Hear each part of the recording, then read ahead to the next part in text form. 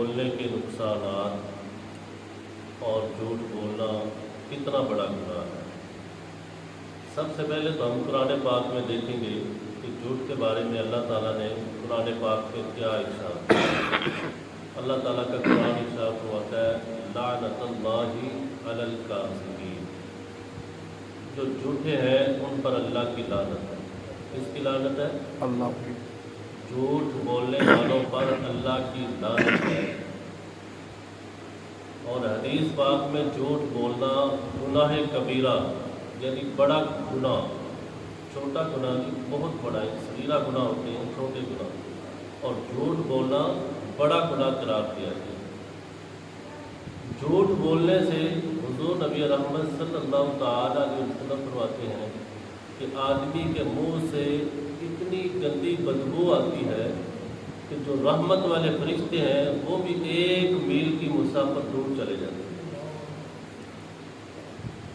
جھوٹ بولنا دیکھیے کتنا بڑا گناہ ہے، اور پھر اس کا نقصان دیکھیے کتنا ہے کہ منہ سے بدبو آتی ہے، گندی بو آنا شروع ہو جاتی ہے۔ اور پھر اس کا اور زیادہ نقصان کیا ہے، رحمت والے فرشتے بندے سے دور چلے جاتے ہیں۔ جب بندے کے پاس رحمت ہی نہیں ہے، رحمت والے فرشتے ہی نہیں ہیں، تو پھر بتائیں کہ وہ بندہ کس طرح اپنے آپ کو بچا سکے گا گناہوں سے۔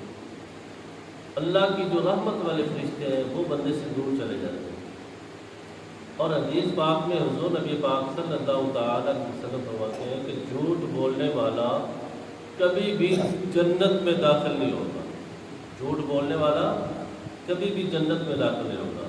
حضرت سیدنا ابو ہریرہ رضی اللہ تعالیٰ عنہ آپ سے مروی ہے کہ سرکار دو عالم صلی اللہ تعالیٰ علیہ وسلم نے ارشاد فرمایا، لوگوں میں سب سے برا شخص وہ ہے، یہ سب سے برا آدمی وہ ہے جس کے شر کی وجہ سے لوگ اس سے ڈرتے ہوں، جس کے شر کی وجہ سے لوگ اس سے ڈرتے ہوں، اس کی قدر کرتے ہوں، اس کا ادب کرتے ہوں، اس کے احترام کرتے ہوں، اس کی عبادات کی وجہ سے نہیں، اس کی بزرگی کی وجہ سے نہیں، اس کی اچھائیوں کی وجہ سے نہیں، اس کے شر کی وجہ سے۔ یار اس کا احترام نہ کیا، اس کا ادب نہ کیا تو اس نے تو بڑا وبیلا مچا دینا، اس نے تو مجھے گالیاں دے دی، اس نے مجھے برا بلا کہنا دینا، اس نے میرے ساتھ دشمنی کر لینا، میرے ساتھ اس نے اپنی دشمنی لگا لینا۔ ایسے شخص سے اللہ تعالیٰ نے فرمایا کہ ایسا شخص وہ ہے جو سب سے برا ہے۔ اور دوسرا نبی پاک صلی اللہ تعالیٰ علیہ وسلم نے ارشاد فرمایا، لوگوں میں سب سے برا شخص وہ ہے جو ہر وقت جھوٹ بولتا رہتا ہے، جو ہر وقت جھوٹ بولتا رہتا ہے۔ اور جھوٹ بولنے والے کی حقیقت میں کوئی ویلیو نہیں ہوتی، کوئی اس کی عزت نہیں ہوتی، کوئی اس کا مقام معاشرے میں نہیں ہوتا، چاہے وہ بڑا ہو یا چھوٹا ہو، مرد ہو یا عورت ہو۔ جب وہ جھوٹ بولتے ہیں تو ان کا سب سے بڑا نقصان یہ ہے کہ لوگوں سے اس کا اعتبار اٹھ جاتا ہے، لوگ اس کا اعتبار نہیں کرتے، لوگ اس پر یقین نہیں رکھتے۔ وہ چاہے جتنی مرضی قسمیں اٹھائے، چاہے جتنے مرضی قرآن اٹھائے، جتنی مرضی وہ توبہ طائب ہوتا رہے، لیکن جھوٹ کی وجہ سے نقصان دیکھیے کیا ہے، لوگ اس پر یقین کرنا چھوڑ دیتے ہیں۔ دوسرے اپنے گھر والے بھی، اس کے بہن بھائی، اس کے بچے، اس کی بیوی، اس کے والدین، اس کے عزیز و اقربا، وہ اس پر یقین کرنا چھوڑ دیتے ہیں، اس پر اعتماد نہیں کرتے، اس پر یقین نہیں کرتے، اس کا اعتبار نہیں کرتے۔ وجہ کیا بنی تھی کہ وہ جھوٹ بولتا تھا۔ جھوٹ بولنا دیکھیے کتنا بڑا نقصان ہے۔ اور پھر صرف یہ نہیں کہ روزے کی حالت میں آپ جھوٹ نہیں بولیں، ہر حالت میں بندے کے اوپر فرض ہے، بندے کے اوپر لازم ہے، ضروری ہے کہ وہ جھوٹ سے اجتناب کرے۔ اور جو سچا بندہ ہوتا ہے، سچے بندے کے ساتھ تو اللہ تبارک و تعالیٰ بھی ہوتا ہے۔ سچے بندے کی تو شان ہی بڑی ہے، سچے بندے کا تو مقام ہی بڑا ہے، سچے بندے کا تو رتبہ ہی بڑا ہے۔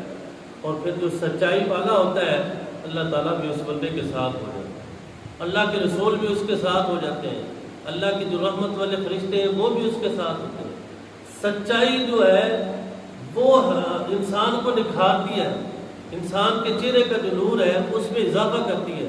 اور جھوٹ بولنے کا نقصان یہ بھی ہے کہ انسان کے جو چہرے کا نور ہے وہ ختم ہو جاتا ہے، انسان کے چہرے کا نور ضائع ہو جاتا ہے۔ یہ نہیں کہ وہ بظاہر تو ہمیں لگتا ہے نا کہ اس کا رنگ بڑا سفید ہے، لیکن اس سفیدی کے اندر بھی اللہ تعالیٰ کا نور نہیں ہوتا۔ اس سفیدی کے پیچھے بھی ایک پردہ ہوتا ہے جو انسان کی شکل کو بگاڑ رہا ہوتا ہے. جھوٹ بولنے سے انسان کی شکل بدل جاتی ہے. اور پھر جو میں نے اعتبار والی بات کی ہے وہ آپ نے واقعہ سنا ہوا ہے.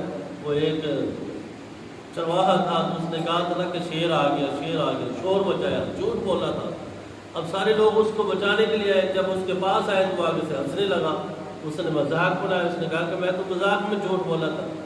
حقیقت یہ ہوئی کہ ایک دن حقیقت میں ہی وہ شیر آ گیا.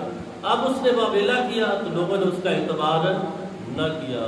ہوا کیا کہ وہ شیر نے اس کی جان بھی لے لی. جھوٹ بولنے سے انسان کی جان کو خطرہ ہوتا ہے. انسان کی جان جا سکتی ہے. انسان اپنی جان سے ہاتھ دھو بیٹھتا ہے. اپنے گھر والوں کی بھی جان گنوا بیٹھتا ہے. اور پھر جھوٹ سے بڑے بڑے نقصان ہوتے ہیں. اور پھر کسی تعالیٰ نے یہ سچ کہا ہے کہ ایک جھوٹ کو چھپانے کے لیے 100 مرتبہ جھوٹ بولنا پڑتا ہے. اور پھر انسان کے نامہ اعمال میں یہ لکھا جاتا ہے کہ یہ گناہ کبیرہ ہے. پھر روزے کی حالت میں جھوٹ جو بولتا ہے وہ اپنے روزے کی طرف غور کرے کہ اس کا روزہ پھر کس طرح کا ہے. روزے کی حالت میں جھوٹ بولتا ہے. اے میرے بھائی, آج سے یہ عہد کریں, ارادہ کریں کہ ہم سچ بولیں گے, سچائی کا دامن تھامیں گے. اور یہ حقیقت ہے, سچ ہے کہ ہمارے نبی پاک صلی اللہ تعالی علیہ وسلم کو صادق اور امین کیوں کہتے تھے؟ صادق اس لیے کہتے تھے نا کہ آپ سچے تھے. آپ اتنے سچے تھے, اپنے جو صحابہ کرام ہیں ان کے ہر سے کافر بھی آپ پر یقین رکھتے تھے, آپ پر اعتماد رکھتے تھے کہ آپ سچائی کا دامن تھامے رکھتے تھے. آپ ہمیشہ سچ بولتے تھے. اس لیے آپ کا لقب یہ مشہور ہوا تھا صادق. صادق کہتے ہیں سچے کو, امین امانت دار کو. آپ لوگوں کی امانتوں کی حفاظت کرتے تھے. اپنے غیر بھی آپ کے پاس امانت رکھ دیتے, 1 دن کے لیے, 2 دن کے لیے, 1 مہینے کے لیے, 1 سال کے لیے. جب وہ آتا آپ اس کی امانت اسی طرح پوری کی پوری واپس لوٹا دیتے. کافر آپ کو مانتے نہیں تھے, آپ کا کلمہ نہیں پڑھتے تھے, قرآن پر ایمان نہیں رکھتے تھے, اللہ کو نہیں مانتے, انہوں نے اپنے معبود بنائے ہوئے تھے. لیکن آپ کی امانت کی وجہ سے, آپ کی سچائی کی وجہ سے بالآخر انہوں نے اپنے برے دینوں کو چھوڑا, اپنے ان جو جھوٹے خدا تھے ان کو چھوڑا اور کلمہ پڑھ کر وہ بھی دائرہ اسلام میں داخل ہو گئے. میرے بھائی, سچائی میں عظمت ہے, سچائی میں شان ہے. جھوٹ سے آج کے بعد توبہ کریں کہ ہم نے جھوٹ نہیں بولنا. جھوٹ کے بڑے بڑے نقصانات ہیں, بہت زیادہ نقصانات, بچنا چاہیے. اور پھر یہ گناہ کبیرہ ہے. جو کبیرہ گناہ ہوتے ہیں ان کے لیے توبہ ضروری ہے. توبہ تائب ہونا پڑتا ہے, اللہ کی بارگاہ میں توبہ کرنی پڑتی ہے کہ باری تعالیٰ میں یہ گناہ دوبارہ نہیں کروں گا. پھر اللہ تعالیٰ سے معافی بھی عطا فرماتا ہے. اور پھر یہ نہیں ہے کہ صرف کانوں پر ہاتھ لگانا ہی توبہ ہے. دلی طور پر عہد کریں, دل سے عہد کریں, دل سے ارادہ کریں, کسی کو دکھانے کے لیے نہیں, اپنے آپ کو مٹانے کے لیے, اپنے آپ کو تبدیل کرنے کے لیے, اپنے اندر چینج لانے کے لیے عہد کریں اللہ کی بارگاہ میں کہ باری تعالیٰ میں اللہ کے بعد جھوٹ نہیں بولوں گا. جھوٹ سے اجتناب کریں, جھوٹ سے بچیں, جتنا ہو سکا ہے اس سے بچیں. اور پھر سب سے جو بڑا نقصان یہ ہے کہ اللہ کی اس بندے پر لعنت ہوتی ہے جو جھوٹ بولتا ہے. روزہ رکھا ہوا ہے, جھوٹ بولی جا رہا ہے, نماز پڑھتے ہیں, جھوٹ بولی جا رہے ہیں, قرآن شریف کی تلاوت کر رہے ہیں, جھوٹ بولی جا رہے ہیں, دکان پر بیٹھے ہیں, بولی جا رہے ہیں, محلے میں بیٹھے ہیں, جھوٹ بولی جا رہے ہیں, سفر کر رہے ہیں, جھوٹ بولے. یار کیسی زندگی آپ کی ہے؟ آپ کے چہرے کا نور ختم ہو رہا ہے, آپ کے پاس سے رحمت والے فرشتے دور جا رہے ہیں, آپ کی نیکیاں ضائع ہو رہی ہیں, آپ کی نیکیاں ختم ہو رہی ہیں, آپ کے نامہ اعمال میں برائیاں لکھی جا رہی ہیں. اس سے بہتر نہیں ہے کہ بندہ اپنے آپ کو جھوٹ کو چھوڑ کر سچائی کی طرف آ جائے.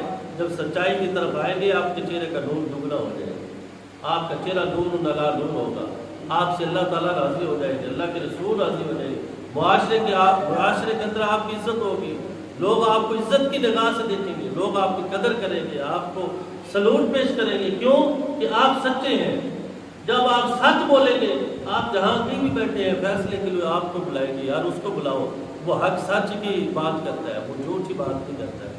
یہ تب ہوتا ہے جب آپ عرصہ دراز تک اپنے اندر چینج لائیں گے, اپنے آپ کو چینج کریں گے, سچ بولنے کا اپنے آپ کو عادی بنائیں گے. یہ نہیں کہ یہ ہو نہیں سکتا, کوئی چیز ایسی ہے ہی نہیں ہے کوئی انسان کے لیے ناممکن ہو جائے. ہر چیز ممکن ہے, ہر چیز ایک وقت مانگتی ہے, ہر چیز کے لیے کچھ ٹائم دینا پڑتا ہے, کچھ عرصہ لگتا ہے.